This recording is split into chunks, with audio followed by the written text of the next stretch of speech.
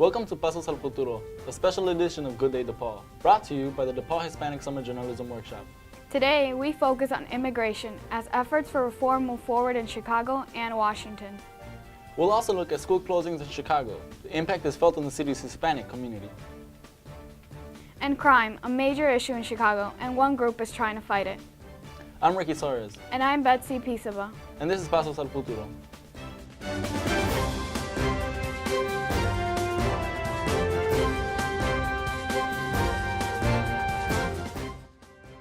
Immigration is one of this country's most controversial issues. Now, the U.S. Senate has passed a landmark immigration bill, but its fate is still uncertain in the House.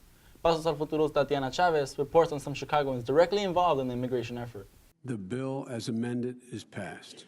It's been a crucial week for Congress, with the Senate already approving an immigration reform bill, 68-32. This bill will determine the fate of approximately 11.5 million undocumented immigrants in the United States. Now it will be the House of Representatives' turn to decide. Monica Trevino is the communications director for the Illinois Coalition for Immigrant and Refugee Rights. She explains what efforts are being made to impact the lawmakers' decisions. We work with our business partners to make sure that they are talking to some of our Republican, legislators to make sure that they are hearing those voices. That is, immigration also is about economics. Our families also, immigration is really all about our families and making sure our families stay together.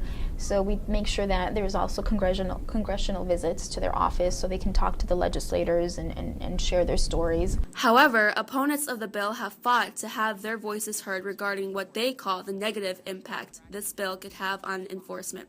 Chris Crane, the president of ICE, one of the unions representing immigration agents, speaks publicly about his concerns with the bill. For the last 4 years, President Obama has excluded ICE officers and agents from all input on immigration reforms, as well as ICE and DHS arrest policies. While activist organizations push for reform, young dreamers also take a stand. Like Ariana Salgado, who is a 20-year-old undocumented student in Chicago. She openly talks about her current status in the U.S. Currently, what I'm involved in is a campaign that we've been calling Not One More, where we really emphasize the need to stop the deportations, to stop the unjust treatment of undocumented immigrants in these detention centers. And we really look at this as a first step to even starting a dialogue about a comprehensive immigration reform. It's a long road ahead for immigration reform. Until a final decision is made, groups, organizations, and individuals continue to work with lawmakers to try to resolve the immigration controversy. For Pasos al Futuro, the DePaul Summer Journalism Workshop, I'm Tatiana Chavez. For students applying for college loans, the news is not good. Beginning yesterday, interest rates on Stafford loans doubled to 6.8%. But there's still hope. Congress is now looking for ways to keep the interest rate at the current 3.4%. Some 7 million college students are affected by these rates. The city of Chicago is still feeling the fallout from the closing of 50 public schools, and those closings are impacting the Hispanic community. I talked to some of the people affected by this controversial issue. In June, classes ended for the Chicago public schools. However, 50 of those schools will not be reopening this fall. They're part of a controversial set of school closings in the city. Save our schools! Save our schools! Save our schools! The closings have caused a deep controversy in the affected neighborhoods, but are being called necessary by Mayor Rahm Emanuel and the school board. We believe this is ultimately the best thing for our students so that we can use our resources to focus on educating our kids and make sure that every child has access to a quality education, which we're not providing right now. But some feel the closings will cause more problems than they will solve. We oppose these school closings because they are completely badly thought out. They are disorganized. They will not be done in an effective manner to serve your children. Despite parent-teacher protests, the city shows no signs of halting its plans to close schools, including Lafayette Elementary here in Humboldt Park. Rosemary Vega is a Lafayette parent leading the opposition to closing the neighborhood school and relocating the 480 students to Chopin School 7 blocks away. It's important to me to be in the fight because, to me, the school is the heart of our community. Parents aren't the only ones upset. Many students are uneasy about the thought of relocating. I don't want to go to a different school because, it's going to be awkward and I never know if I might get bullied or, nobody likes me and stuff there, and like here I have a whole bunch of friends. The parents plan to continue fighting to save their schools, and the teacher union has filed a lawsuit to try to stop the closings. However, no court dates are planned until July. For Pasos al Futuro, the DePaul Summer Journalism Workshop, I'm Ricky Torres. Junk food. It's a problem for many high school students. They can't resist those unhealthy snacks. Well, now the government is taking steps to deal with this problem. The Department of Agriculture recently released new rules saying that snacks sold in schools must be lower in fat, salt, and sugar. The goal is to give students more nutritious options and fight childhood obesity. Over the past few years, violent crime in Chicago has drawn national attention. But in the city's Hispanic community, one man is trying to fight this violent cycle. Pasos al Futuro's Monica Ramirez has his story. Many describe Eddie Bocanegra as passionate, kind, and even revolutionary. Eddie's somebody whose very being communicates the possibility of constant growth. However, Eddie had a challenging beginning, one that now gives him a personal connection to those he helps. There was nothing proudful to be able to say that, right, to make that comment, right? It was very embarrassing to say, like, I went to prison. But at the same time, this is the way that you were able to relate to them. Prison for murder, serving 14 years, but in many ways that turned his life around. Now working as an interrupter for Ceasefire, a violence prevention program, Eddie's job is to defuse conflict before it escalates into a shooting. In addition to working with Ceasefire, Eddie leads a therapeutic support group for mothers who lost their children due to violence. It's been a really, really huge honor for me to be there, and a privilege, to be honest, that these parents, have opened up their lives to allow me to be part of it, for me to learn more about their kids. In some of these cases, I knew their kids before they were killed. Like, I worked with them in the past. Eddie feels dealing with crime is largely a community effort. And it's something I would have to count on people to help me mediate conflicts. What would typically happen for me is that if I got a call, listen, this guy last night got shot, I've been seeing a lot of activity over here in this corner. It seems to me something's going on, Eddie. You might want to stop by and check it out. As an interrupter, Eddie's goal is to find the root of people's anger. The point is, I was always trying to allow them an opportunity to reflect about what they were thinking about doing. And most of the time, it was really about people who were hurt and just didn't know how to vent. Eddie is studying social work at the University of Chicago and is the co-executive director at the YMCA of Metro Chicago, where he continues to make an impact on the streets of Chicago. From Pasos al Futuro at the Summer Journalism Program at DePaul, this is Monica Ramirez. Coming up on Pasos al Futuro, the Spanish language. Why are many Hispanic young people no longer using it? And Latino entrepreneurs, they're emerging throughout Chicago. These stories when we return.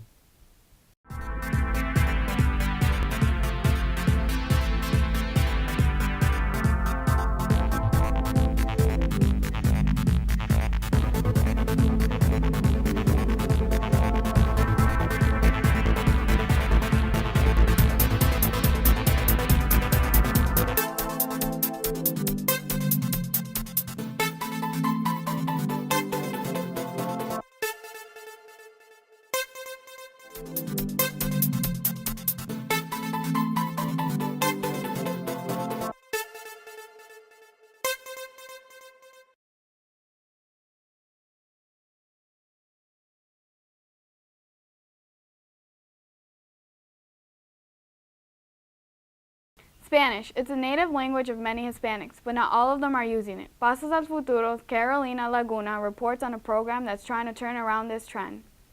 As the Hispanic population has quickly grown in America over the past decade, some second-generation Latino children are losing ties to their native Spanish language. Many believe the American mindset is to blame, encouraging quick assimilation and promoting the use of English. Political reasons down the road, I think, intervened in that not appreciation of bilingual education and that English only is the way to go. Some immigrant parents feel the need to push their children to speak English to give them a better chance to succeed. This sometimes means they stop speaking Spanish. Many Latino students growing up in immigrant households are not speaking their native language enough to be fully bilingual. Educational places such as Instituto Cervantes are promoting a bilingual education within Latino students. The Chicago branch of Instituto Cervantes serves as a center for teaching international Spanish, both to new and native speakers. Marcelo Ayala, a Chilean professor at the Instituto, is a strong advocate for bilingualism, regardless of the unpolished Spanish many children have grown up with. Of course, it's difficult because to language and context now is they don't speak very well or properly, or they combine languages, so it's hard for them. Opponents of bilingualism believe that Spanish in the classroom takes away from a successful education. Gil disagrees. There's this stigma that if you are in a bilingual program, you are less educated, you're less intelligent, unfortunately. Miguel de Cervantes, author of the timeless novel Don Quixote, stressed that youth is wasted on the young. Perhaps that's the issue today, as some of America's young people do not see the importance of their native language. For Pasos al Futuro, the DePaul Summer Journalism Workshop, I'm Carolina Laguna. Two Latin American countries are now dealing with controversial issues. In Brazil, protesters have been demonstrating for weeks. They're upset about what they feel is government corruption. They're also unhappy that the money is being spent on soccer stadiums and other facilities involved in the upcoming World Cup and Olympics in Brazil. They feel the money should be spent more directly to help the people of Brazil. Meanwhile, in Ecuador, they're waiting to see if their country provides asylum to Edward Snowden. He's the American who leaked details of secret U.S. surveillance programs. Ecuadorian President Rafael Correa says he can't do anything until Snowden applies for asylum either in Ecuador or at one of its foreign embassies. Snowden is currently in Russia. American officials are pushing to get him extradited back to the U.S. Another generation is emerging in Chicago's Hispanic community, and more than ever before. They're making a mark in the city's business world. Pasos al Futuro's Jocelyn Martinez reports on a familiar figure who's launched a new and exciting business. You may have seen her at the news desk on Telemundo, but you might not know that Tzitziki Felix came to America from Mexico when she was only 15. As the oldest of 4 daughters to a single mother, Felix was dedicated to succeeding in her new country. Now she has taken her talents to another area. She is one of many Hispanic immigrants who have started their own business, placing a greater importance on Latino entrepreneurship. Tzitziki Felix is one of the many entrepreneurs. She has made the transition from being a Telemundo news anchor to launching her own new makeup line.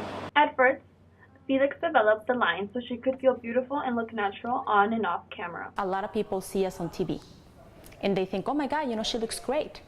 But they don't know that if I come out of TV, the studio, and I see you, I look cakey, I look like I have a mask on, so it's not natural. It's not exactly how you want to look. It all started as a product to enhance natural beauty, but the Tzitziki makeup line evolved into a way to empower women. The fact that I've always been in media, it's been my passion, women. So what a better way to portray the fact that I want to have a social mission behind the makeup line in order for us to feel better and do better. With the slogan, Radiate Your Beauty Inside and Out, Felix aims to make confidence a tool women can use. In doing so, she's not only become a role model for women, but also for Latinas. She advocates persistence and taking advantage of the opportunities this country has to offer. We have to create a name for ourselves.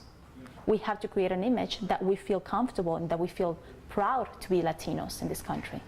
And if we don't do something that is right, if we don't do things the right way, then we're not achieving that. And that will be sad. Felix is confident Latino entrepreneurs will continue to grow and flourish.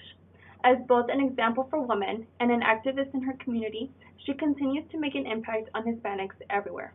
For Pasos al Futuro, the DePaul Summer Journalism Workshop, I'm Jocelyn Martinez. Coming up, Chicago goes wild over its sport teams, and the Hispanic media play a big role in their coverage.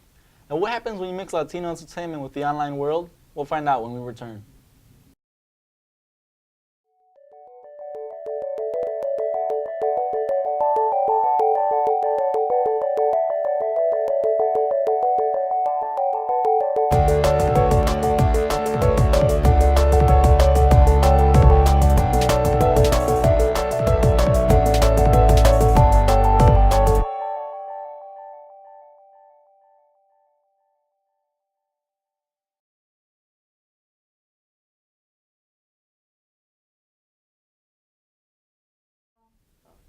For the past few months, Chicago's been anxiously following the playoff run of the Chicago Blackhawks, and it all culminated in the thrilling Stanley Cup win over the Boston Bruins. It was one of many major sports stories this year in Chicago. And the city's Hispanic media have been a big part of the coverage. I recently visited Telemundo, a key player in Hispanic sports coverage. The Hispanic media have become a popular outlet for Latinos looking for the latest news in sports. Coverage is widespread, in print, online, and broadcast. This includes the Telemundo television network owned by NBC. Telemundo's leading sports anchor, Oscar Guzman, talks about the difference in Spanish sports coverage on radio versus television. Tienes que ser más descriptivo, más exacto, porque la gente no lo ve. La gente lo está viendo, entonces la gente se está guiando en lo que tú dices y cómo lo dices. Spanish-speaking radio stations are among the most popular places for Hispanics to get their news. There are at least 1,300 of these stations in the U.S. Meanwhile, Telemundo reaches 93% of all Hispanic television households in this country. The growth of sports coverage in Spanish is partially due to the prominence of Hispanic athletes in the U.S. Las estrellas del béisbol son latinos. En el fútbol americano hay estrellas latinas, cosa que antes no. En el básquetbol hay estrellas latinas, ¿no? These include power forward Pau Gasol from the National Basketball Association, Major League Baseball player Miguel Cabrera, and National Football League receiver Victor Cruz. The sport that gets the most Spanish-speaking media coverage in the U.S. is soccer. The 19 Major League Soccer teams here have over 78 Hispanic players. With more than 50 million Hispanics in the U.S., many of them are tuning in to watch the world's most popular sport. As the Latino community increases in the U.S., the Hispanic sports coverage will also continue to grow. For Pasos al Futuro, the DePaul Summer Journalism Workshop, I'm Betsy Pisaba. Now let's turn to the Hispanic entertainment scene in Chicago. It's diverse and vibrant and growing every day, and a unique website is covering all of its aspects. Pasos al Futuro's Giovanni Parra gives us a first-hand look at Gozamos.com. Gozamos.com is a popular entertainment and news site for people of all ages. 28-year-old Abraham Velasquez Teo, an entrepreneur and developer at an advertising agency, founded the website 3 years ago. He wanted to publicize art and culture in the Latino communities of Chicago. In doing so, he says he's created a digital alternative to television and newspapers. We've always wanted to be very much a new media publication, right? We don't print, we don't have anything traditional about us. We have an iPhone app, for example, that I developed, and it's very grounded in that digital sense. Gozamos.com targets young college and Latino students who want to explore Chicago and experience news and entertainment. It features popular music and events. I think we need a voice to a certain extent. I think that there's a really great youth that's either first or second generation, whether it's through undocumented movements, whether it's through personal stories, whether it's through artists kind of representing themselves. It's really about the community, right, and trying to showcase those individuals. So if you're looking for the latest in Latino arts, community, and culture, check out Gozamos.com. From Pasos al Futuro, I'm Giovanni Parra. That's it for Pasos al Futuro, a special edition of Good Day DePaul. I'm Betsy Pisaba. And I'm Ricky Torres. For all of us at the DePaul Hispanic Summer Journalism Workshop, have a good day Chicago and a good day DePaul.